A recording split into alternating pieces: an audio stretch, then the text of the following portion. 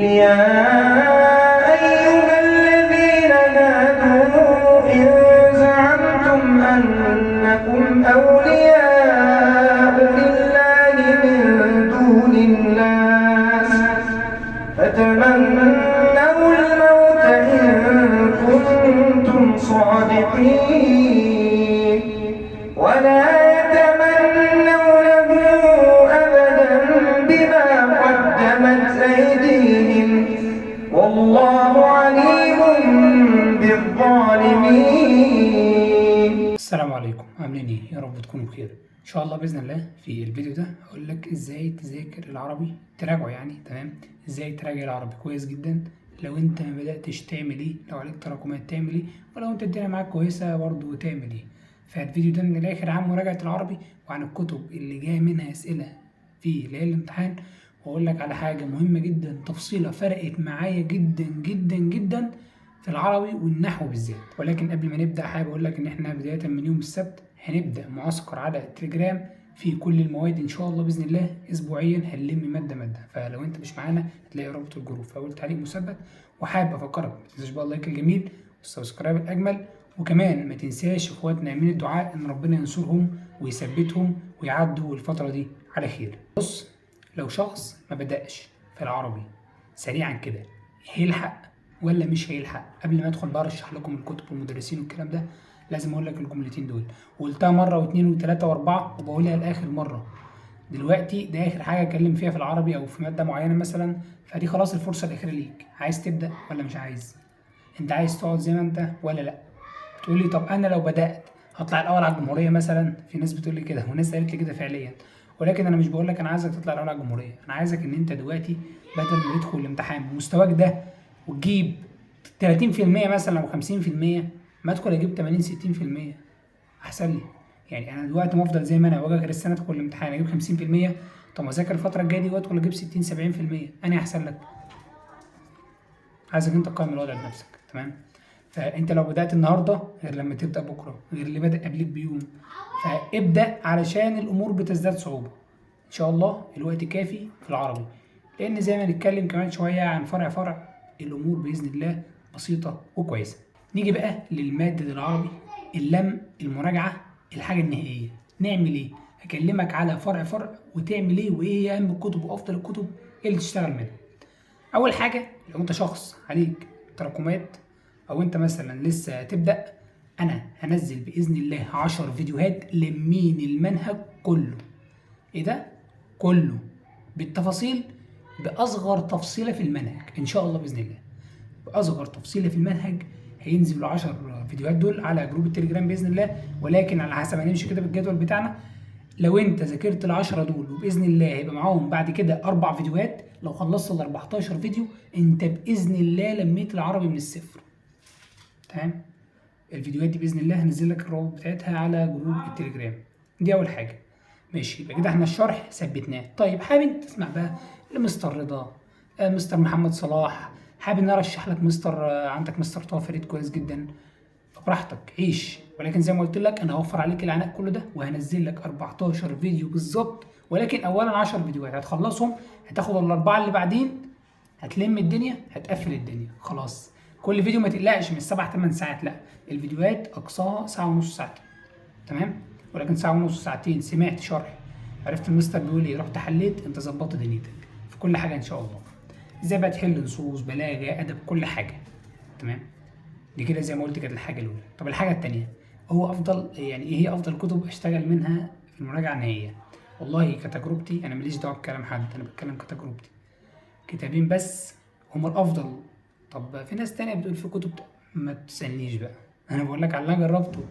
كتابين، كتاب الابداع في المقام الاول وهو اسم على مسمى، فعليا اسم على مسمى، الابداع، ثم كتاب الامتحان. الاتنين دول ما ينفعش تدخل الامتحان مش حللهم. طب في كتاب بقى كيان، في كتاب مش عارف ايه، حل براحتك عيش، ولكن ما ينفعش تدخل الامتحان مش حل الكتابين دول، الابداع او الامتحان. دي اهم الكتب اللي لازم تخلي بالك منها. ماشي؟ ايه الجديد بقى؟ قول لي اعمل ايه. بص يا غالي، التركايه اللي فرقت معايا وهتنفعك جدا جدا، العربي اراجعه ازاي والمه ازاي. انت جبت لي شرح، جبت لي كتب، ايه بقى التكنيك بتاع المراجعه؟ التكنيك بتاع المراجعه ان حضرتك هتمسك كشكول ابيض، ده لو انت مش ملخص اي حاجه، انت بتذاكر من الكتاب. يعني انا من الناس اللي كنت بقول لك ذاكر من الكتاب ماشي. هنيجي بقى للنحو، هتجيب لي كشكول ابيض، قلم او قلمين ثلاثه كده، وابدا بسم الله. نبدا في الهمزات، تكتب لي كل حاجه هتقابلها عن الهمزات.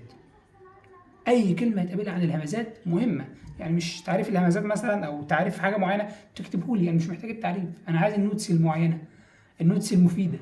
تكتب لي النوتس دي في الكشكول. هتقول لي ليه؟ هقول لك لان الكشكول ده اللي هندخل بيه الامتحان. الكشكول بتاعك تمسكه، تمسك لي النحو كله تلخصه. ده هيفرق معاك جدا، لان انت هتذاكر، هتسمع شرح، بعد ما تذاكر هتروح تحل، تيجي ماسك الكشكول. انا ذاكرت، حليت، دي النوتس بتاعتي، دي الخلاصه، دي الزيتونه، ده اللب بتاع الموضوع. تمام؟ دي فرقت معايا جدا، والله فرقت معايا جدا جدا. الكشكول لسه معايا 3 سنين اهو، وهيفضل معايا سنه كمان رابعه عشان ادي لاخويا. تمام؟ فنركز في النقطه دي، وانا باذن الله على جروب التليجرام هنزل لكم ورق لام النحو كويس جدا. يبقى دي كانت نقطه ثانيه. طيب القراءه والنصوص نعمل فيهم ايه؟ القراءه والنصوص المتحرر بيتحل كالتالي. اول حاجه بشوف فيديو ازاي احل متحرر، ده هتلاقي مستر رضا منزل فيديو عنه، ومستر محمد صلاح منزل فيديو عنه، وكمان ممكن تلاقي مستر طه فريد برضه منزل فيديو عنه. كل المدرسين بيتنزلوا ازاي تحل قراءه ونصوص متحرره. هتسمع لي الفيديو وتيجي تدخل بقى كده بقلب جامد وتجيلي. القلب الجامد ده هقول لك ان انت بسم الله ما شاء الله طول اسبوع المعسكر اللي هو الاسبوع الجاي ده، لو انت تتابع معانا على التليجرام، هنمسك يوميا 3 قطع، يا قراءه يا نصوص، يا قراءه يا نصوص. طيب هو ده مفيد؟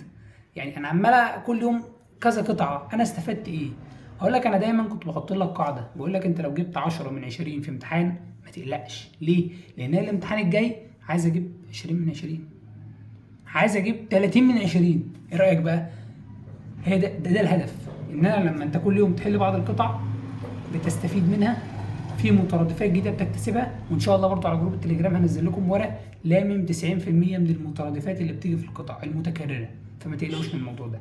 فما المطلوب منك الا انك هتحل يوميا على الاقل لمده 10 ايام، كل يوم 3 قطع، 3 قطع قطعتين، 3 قطع قطعتين.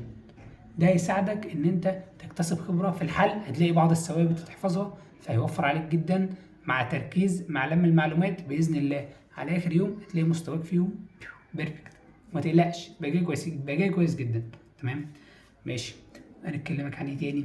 القصه بيجي عليها سؤال كويس جدا، ما تقلقش منها خالص، ما تقلقش منها. تمام؟ انت اسمع لها شرح، افهمها خلاص، انت فهمها مش تحفظها، افهمها بس واركن على جنب يا باشا. تمام؟ التعبير برضو فهمت، انت مش محتاج تعمل فيه حاجه، ان شاء الله يبقى سهل وواضح، مش محتاج منك اي مجهود. اللي يحتاج منك مجهود في المذاكره والتركات هو النحو والبلاغه والادب. الادب هنزل لك خرائط ذهنيه على جروب التليجرام، 5 6 ورقات، هتذاكر الخريطه الذهنيه، انت ظبطت الادب، هتروح تحل عليه، عفى الله عما سلف. بيس يا مان، بيس يا مان. انا كان ان شاء الله كل الداتا دي هنزلها على التليجرام كل اللي قلت عليه. وده كانت طريقه لم الماده مش هتاخد منك وقت، هتثبت ايام للمتحرر سواء ادب بلاغه وكل حاجه، ونحو هنحل ونذاكر ونلمه في كشكول. واهم حاجه، اهم حاجه في الحل او اهم حاجه في العربي او المراجعه النهائيه عموما هو الحل الكتير. تمام؟ نيجي بقى لنقطه هقول لك عليها هتفرقك عن غيرك والله، وهتوفر معاك مجهود. النقط المهمه بخليها في الاخر عشان الناس اللي بتصبر يعني.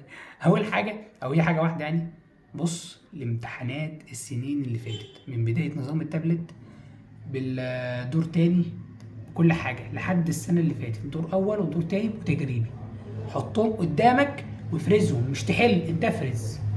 الفرزه دي هتعرفك هتمشي ازاي، هتعرفك هتفكر وانت بتحل نحو ازاي، هتعرفك وانت بتلخص النحو هتكتب ايه وتكسل ايه وتكنسل ايه يعني، وتركز على ايه.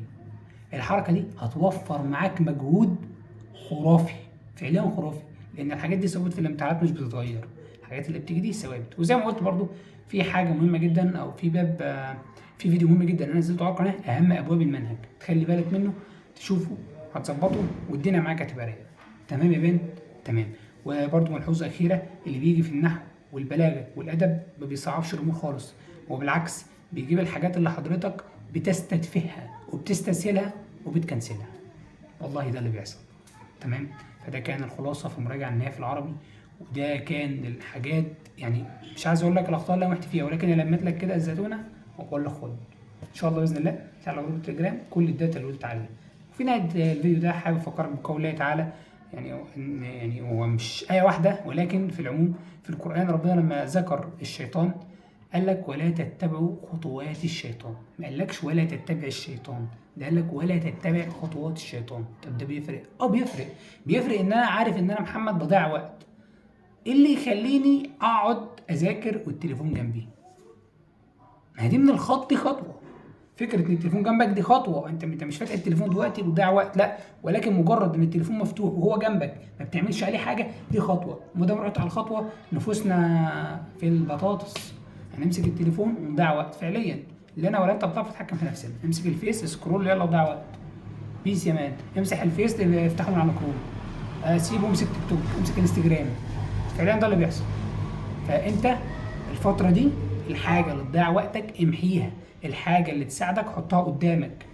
ابعد عن الخطوات، ما تستناش ان انت تبعد عن الحاجه الاساسيه. انت تبعد عن التليفون بس حاطه جنبك، لازمتها ايه؟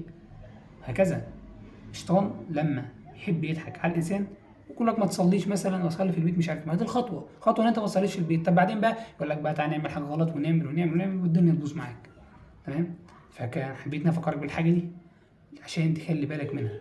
مجرد ان انت بتقرب انت بتقع فعليا، الا بقى لو ربنا سترها معاك. عشان كده ربنا لو قال حد ناوي، يعني ربنا بيحسب، يعني هيحتسب للانسان حسنه لو كان ناوي يعمل سيئه وما عملهاش، لان هو قرب وكان هيعمل ولكن نفسه يا عم يرجع، ربنا راح راجع، فربنا بيجازيه عليها.